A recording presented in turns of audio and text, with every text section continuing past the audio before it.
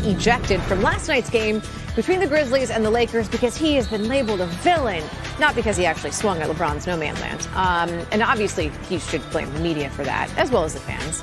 He was given a flagrant 2 and tossed, but the league says there will be no additional penalty. We didn't get comment from Brooks last night, but we are getting it now. I've been dealing with this 2 years now. It is what it is. The fans could talk whatever they want to. It doesn't matter to me. I'm gonna keep playing my game and get better and better each and every day, and as long as my career goes. When you say you've been dealing with this for the past few years, what is this? What do you mean by that? The media making me a villain, the fans making me a villain, and then that just creates a whole different persona on me. So now you think I intended to hit LeBron James in the nuts. I'm playing basketball, I'm a basketball player. So if I intended, and that's whatever is in the flagrant 2 category of having a flagrant 2, and you think I did that, that means you think I'm that type of person. And that's why I don't rate Mark Taylor at all. There's so much I want to laugh at. Oh, we're just going ahead. We're going to go ahead. As for the Brooks' impact on his team, Memphis's defensive efficiency is nearly 7 points better with Brooks off the court. They force more turnovers, and they hold the Lakers to a worse shooting percentage when he doesn't play. Let's talk some more about it and welcome in Jalen Rose to Sports Center. Jalen, that first quarter was something special from the Lakers. What impressed you most about how they started this game? The focus, Stan, the discipline. They put the Memphis Grizzlies on wax to start the game, literally. 9 points in the first quarter, defending with ferocity, attacking the paint, grabbing boards, getting out in transition, and as LeBron James and AD mentioned, letting their play do the talking. I appreciated the fact that AD was aggressive, hanging on the rim, barking at the audience. I love to see LeBron attacking, doing a freaky tails type reverse dunk in transition. How about D'Angelo Russell? His playmaking as well as his scoring. Austin Reeves scoring the basketball. Rui Hachimura's been on fire this entire series. It was a total team win by the Lakers. And Jalen, it seems like LeBron James wants Anthony Davis to take control. Is that the sense that you get? Absolutely, and showing my age here just watching the purple and gold, as Kareem started to age, that's Magic's role, to kind of be the guy that's going to carry you in the regular season, carry you throughout the game. Then you could be selective like Tank Davis was tonight and pick your body shots and pick your head shots for the knockout. And so Anthony Davis, again, in Game 1, Jaren Jackson Jr. went off. In Game 2, Xavier Tillman went off. When you have Anthony Davis, and yeah, he had a couple of 5-block games coming into tonight, it's got to be a dominance every night. And that's what AD showed today. 31 big points, 17 big boards, playing like one of the top players in the league. Great competitive response, though, from Ja Morant, Jalen. What does that tell you about what to expect in Game 4? This is going to be a long series.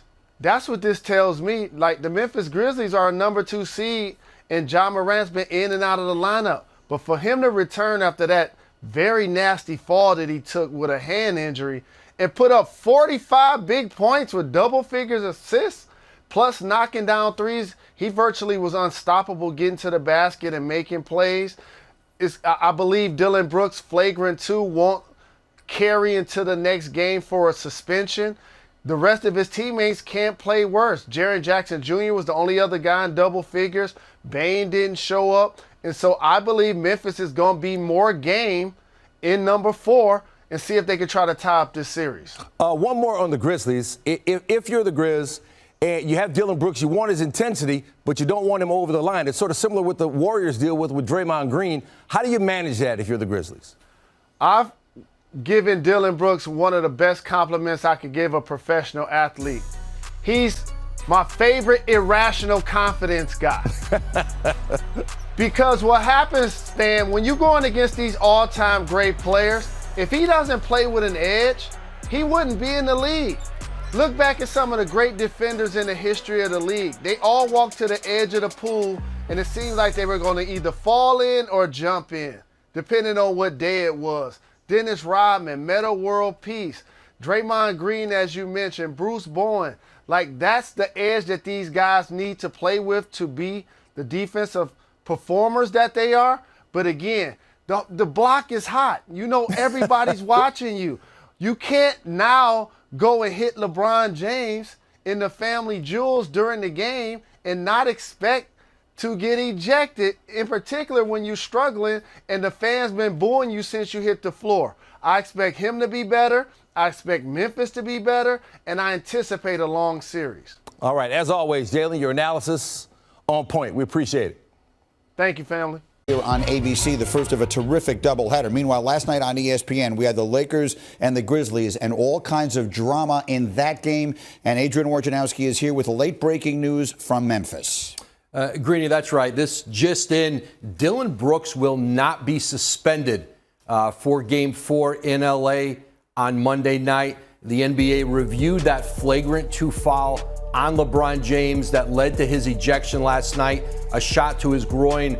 And there's not going to be any additional penalty, I'm told. And this was a concern, I think, for Memphis because Dillon Brooks had a similar incident earlier this season with Donovan Mitchell against Cleveland. He was suspended. Now, that one also included a little pushing and shoving and a scrum in the aftermath of it. And you heard Joe Dumars earlier this week with a Draymond Green suspension talking about the fact that he was a repeat offender, and that played into the 1-game suspension.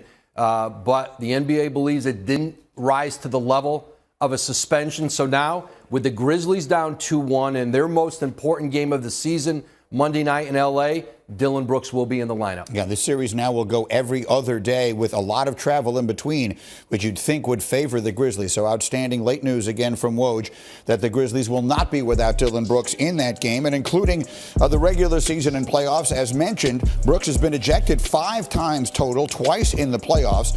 It's the most ejections of any player during that span. He's also the only player in Grizzlies history to be ejected multiple times in the playoffs. So let's get into this series quickly here, and let's just start, Jalen, with your reaction to that news. People will say, well, Draymond got suspended, James Harden got thrown out of a game under these circumstances, and B didn't under those, and now the decision on Dillon Brooks. How do you feel about it? I'm not surprised he isn't suspended. I'm happy that they didn't take it a step further because he did get ejected, and that was punishment enough for me during the game. The thing that he has to do is continue to own who he is, but don't go too far with it. And what happens is when your team plays well and you win and you do the interviews after the game and you call LeBron old, you got to be the same guy and stand on 10 toes and own it when your team loses and when you get ejected. And the other thing for Dillon Brooks is a basketball point. All of the defensive irritants that I talked about that teams need on their team, the one thing he can't do is shoot them out of the game. Right. In the first quarter, he was missing shots. He was hunting shots. And his bad offense was the impetus to them getting off to a slow start. In the meantime, quickly, Michael Wilbon and then to Stephen A. Do you feel like the Lakers took control of the series last night, Michael? They're up 2-1. They have Game 4 at home. Are the Lakers now in charge in that series? No, the Lakers won Game 1. Everybody acted like it was going to be a cakewalk, and they lost Game 2 by double digits.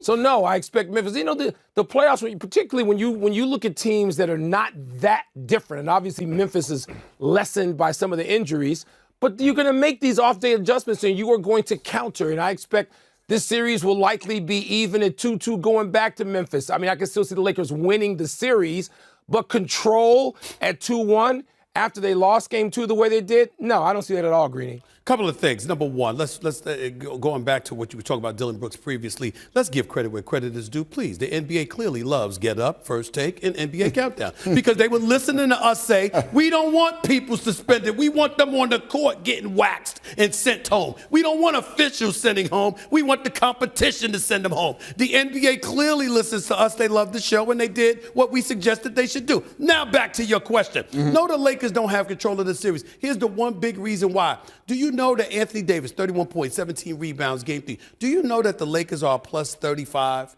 with Anthony Davis on the court? But they're a minus 16 with LeBron on the court.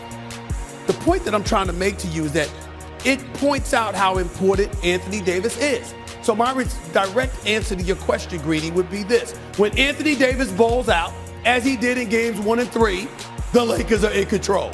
when he shows up like he's comatose or didn't get enough sleep, he's sleep deprived or something like that, they're not in control. So it all comes down which Anthony Davis is going to show up.